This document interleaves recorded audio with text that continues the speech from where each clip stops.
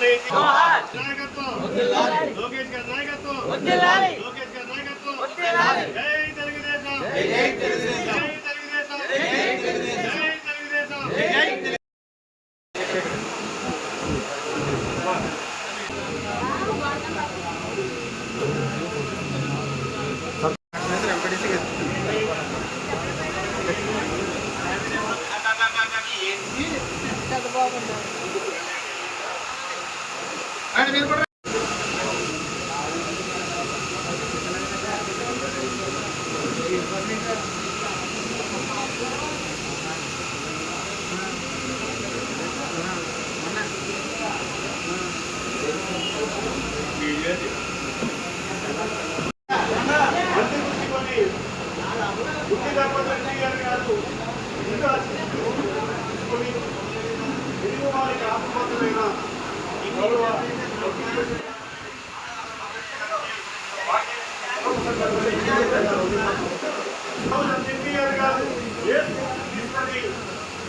తెలుగుదేశం పార్టీని స్థాపించి అది కొనసాగిస్తున్నారు.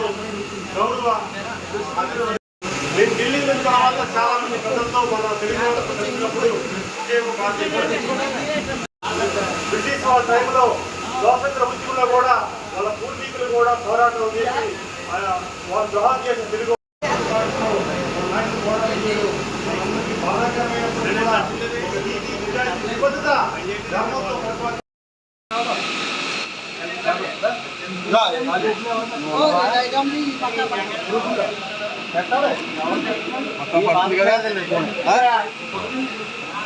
ఏర్పాటు చేయడం ఏ ఇష్యూ అయినా కానీ చంద్రబాబు నాయుడు గారు పొగాకు కొనుగోలు చేశాం, కందులు కొనుగోలు చేశాం, పెసలు కొనుగోలు చేశాం, మామిడి కొనుగోలు చేశాం. మామిడి సందర్భంగా చిత్తూరు జిల్లాకి వెళ్తే వైకాపా నాయకులు వాళ్ళే రైతుల అవతారం పెట్టి మామిడి పళ్ళు. నేను తెలుగుదేశం పార్టీ కార్యకర్తను దర్పరేవు. నేను లీగల్ సెల్ జిల్లా ప్రధాన కార్యదర్శి, పశ్చిమ గోదావరి జిల్లా. ఈరోజు మహానాడు కార్యక్రమం ప్రపంచంలోనే మొట్టమొదటిసారిగా విర్చువల్ మోడ్లో రాష్ట్రం అంతా కూడా పాల్గొనేలాగా చంద్రబాబు నాయుడు గారు ఆదేశానుసారం ఈరోజు మా గ్రామంలో క్లస్టర్ 3 నర్సాపురం నియోజకవర్గం తాలూకు ఈరోజు మహానాడు మా గ్రామం దర్పరేవులో ఏర్పాటు చేయడం జరిగింది. ఈ చంద్రబాబు నాయుడు గారి ఆదేశానుసారం ఈ కార్యక్రమం ఇక్కడ ఏర్పాటు చేయడం జరిగింది. ఈరోజు పసుపు సైనికులు అందరూ కుటుంబ సభ్యుల్లాగా అందరూ ఒక చాటు చేరి కులాలకి మతాలకి అతీతంగా అందరూ కలిసి తెలుగు వాళ్ళు చేసుకునే ఏకైక పండుగ మహానాడు. ఈ కార్యక్రమాన్ని క్లస్టర్కి సంబంధించిన 7 గ్రామాల కార్యకర్తలు అందరూ వచ్చి పాల్గొని దీన్ని దిగ్విజయం చేసి స్క్రీన్ ఉందో ఆ స్క్రీన్ ఏర్పాటు చేశారు. ఆ స్క్రీన్లో చంద్రబాబు నాయుడు గారు అక్కడ మంగళగిరిలో ఆయన చేసిన కార్యక్రమాలు, ప్రసంగం, లోకేష్ గారి ప్రసంగం, ఇతర ముఖ్య నాయకులు, మహిళా నాయకులు వాళ్ళందరూ